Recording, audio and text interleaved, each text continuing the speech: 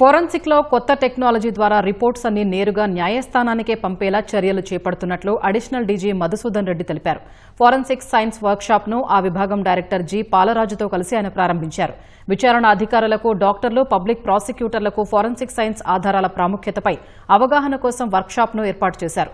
రాష్ట్ర వ్యాప్తంగా ఈ నెల 5 నుంచి 10 వరకు ఫోరెన్సిక్ వారోత్సవాలు నిర్వహిస్తున్నామని ఫోరెన్సిక్ ఐటీ పాలరాజు తెలిపారు.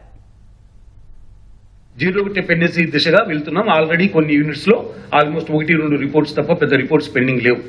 అది కూడా we will be going towards zero dependency. Number 1. Number 2, 24/7 we will be working. APFSL will be working 24/7. నేరం జరిగిన వెంటనే మనకు ఇమ్మీడియట్ గా సలహాలు, సంప్రదింపులు, వీడియో కాన్ఫరెన్సెస్, టీము అక్కడికి ఫీల్డ్ కి వెళ్ళడానికి కూడా వీఆర్ హ్యావింగ్ క్యాపబిలిటీ. అది 2వ పాయింట్. 3వ point, AI, artificial intelligence tools we are supplying. So what is that you are expected to do in that scene of offence?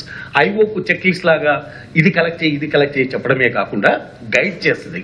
ఎందుకు? ఏఐకి ఎఫ్ఎస్ఎల్ క్యాపబిలిటీ తెలుసు, ఈ డూస్ తెలుసు, డోంట్స్ తెలుసు. కాబట్టి సో ఐఓలు ఎవరైనా కూడా ఈ నేరానికి సంబంధించి నేనేం కలెక్ట్ చేయాలి, నాకు ఎటువంటి హెల్ప్ దొరుకుతుంది అనేది కూడా వాళ్ళకు తెలియడానికి ఆ టూల్ కూడా మనం ఇంట్రొడ్యూస్ చేయడం జరుగుతుంది.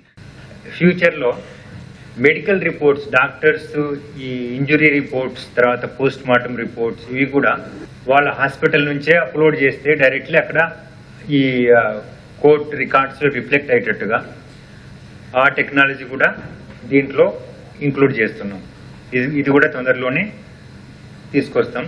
సో ఇదంతా కూడా న్యూ క్రిమినల్ లాస్లో భాగంగా భారత ప్రభుత్వం తర్వాత రాష్ట్ర ప్రభుత్వం రెండు కూడా ఈ యొక్క టెక్నాలజీ ఇన్వెస్టిగేషన్ ప్రాసెస్లో, క్రిమినల్ ట్రయల్ ప్రాసెస్లో, క్రిమినల్ జస్టిస్ ప్రాసెస్లో ఇన్వాల్వ్ చేసి కన్విక్షన్ రేట్ పెంచడం కొరకు తీసుకున్నటువంటి ఈ స్టెప్స్ ఇవన్నీ కూడా.